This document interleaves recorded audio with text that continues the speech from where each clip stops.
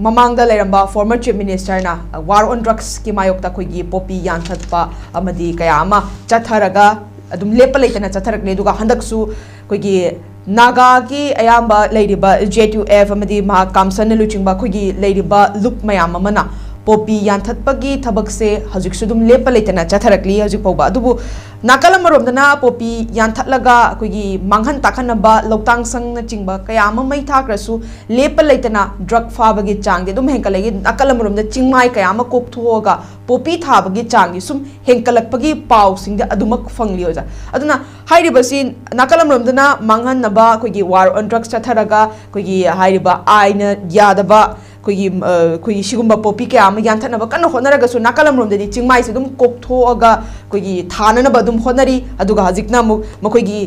leiriba cookie singi lifeline gini haraga German road tiger road na siguma kayama sem leise sigi mari khuding makseja koigi hajiksum kayama khanari nainari pauche sing da dumak yaning de tawbe yaroi haibo wafam de adumak thamli aduga in ground reality de dum thabak se tam tamna changshin bagi mawong di uri oja kamai thamini ngi sam tang see drugs have is nang na popi katang drugs ne have the right drug have is makin yame ko okay akoy leze Manipuri which has a border with Myanmar awaga border levne akoy leze ado tagadi awara sumiba WITW scam yame kango akoy ge UN ki report drug report ki matungina 1.8 billion zero yam reza million natiko billion tablets aduna masigi kenosina akoigi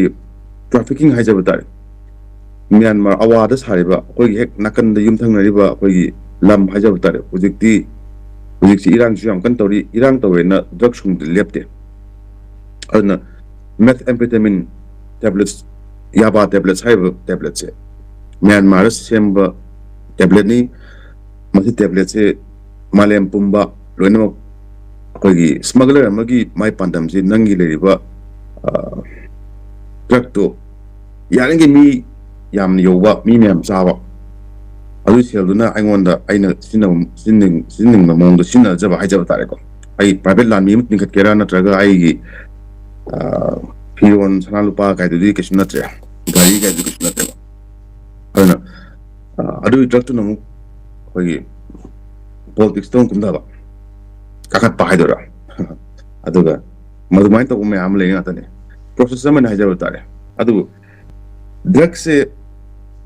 zika haiba UN gi labor report tu matungina di kogi Southeast Asia rom the labor lamsing sida kogi Manipur say one of the transit points from Myanmar quite nakpa but akoy Manipur ga le neighbor kilometer me am dione around 300 to 400 kilometers of border fencing to revenue. Fencing to Yodini Mangsida Hanigi Lariba drug to a Yumna Sileria. Hoyleka Lambana Bamani, Bramadana, I can't know Padana, WY tablet to Lupani neither Sungan Kalazin. I can come with the ID Kabam of the Awadagi Propopoto. I look and I say, I look at my you won't get that, you won't get that. I do business in the television. In supply chain, Burma, Towa, WY tablets, music, Hana Popi and time is a Moidi anti. Popi Tavakan and Moidi, even Mogi military in the yard type. Hamato, Pamana Hamato was the for the party and Todini. An issue were told in a Lebaki, Niamgi, the Omsu Nais Hagin. Burma told you can own my type, Hamba, your park type homes. Atagadi, Uziki labor, Popi ties, Burma, the Han Hopans, Hopokani, Many Pungsam, and the common Matota idea, whether Popi cultures my line. The White Tower, and our of the Popi Tower, Matunzi, with the most tower talk against the Yamba, WY tablets, Hitare. Adum Popi has to change it after Matamzanga. Hunba, the Kakpa, Pova, Aisha, was you have Uka I am not labor process some the way. I see labor process 2 was yet to WY na sunga se kana moi ba ma de sunga hoyni abudi matam chang da bido aduna popi thara ma missing du popi ka water ma kani ka water missing du WY wena ta hole was as part of study new study ko masi ma mem research so bido aina haise lan but na ta summarize rum yem yo ko adu ta gadi akoi Manipuri hek nakan da lebani na popi topi rone WY kyam phagam tem yo na adu data dam tung phajni yeng se ta gadi popi thabagi popi machine music haiba kani machine duga nutija gi phaiba WY brown sugar adagi kano heroin sigi quantity mem jam ting yem yo WY so arrive na tawne oi yaba tablet size the world is yours ka ane manufacturer yam lay ko am khata gana te company yam lay taw te le na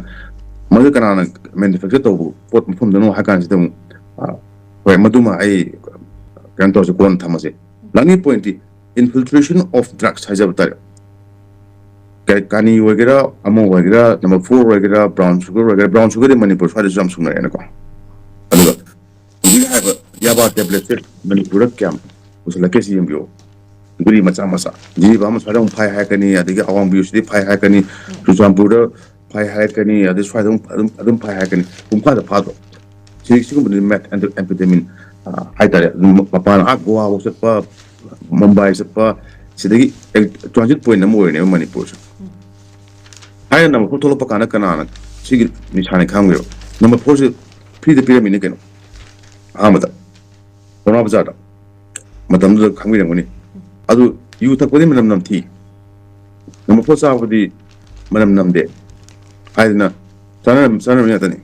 free da powderam thole adu gi chingu bode yadre dagi khalaga number 4 kape adagi dim HIV agent thole adu ne khunayam sat khogi kunai chi khoi phajaba mi myama plus sat khrise isali che myama yama singama marum pang sing myama plus sat khrise masi 1970s late 60s the poco mission khangbi ngone kunai je plap tung muram ne ana drugs ki menase adum laigini but akoina control to wa kana control to ning saina hajaba traffic police mathau to wadabane aiwado drug phana mission mathau to bio adu yi wai natal ta gadi masai rulam thame nishadi phare kan di ngangna si hana sumai to na setting am to ri thado kro aina lupose jogi war on drugs ne tar kan sida kwai so ko ro ne kan sida khoi tono jin brinda na phare ka khoi music du khoi jo krai lege sije wajir le bra ma aduna si waide pasal ta gadi lai sen lai ta gadi lai bia su yam lai na kai lai ya ge nang loi lai ya ya ma Manipur ana adu ki potu waide ana enforce to missing enforce to ta gadi accident dum thok pata me drugs ki accident wagera adagi community ki manungi issue wagera loina ma khadi inter relation ni lai bata ne adu learning point di drug curb to have drug enforce to riba agency na kumba adagi lai ba tongan be exercise wa pata Kalau me am leina, tak phana bagi hai tar. Adu kamu sing matik jan thabak to biu, adu ta gadi khar di handa gani thamai thamjaga. Okay, tagat chari oza. Oza gi chilla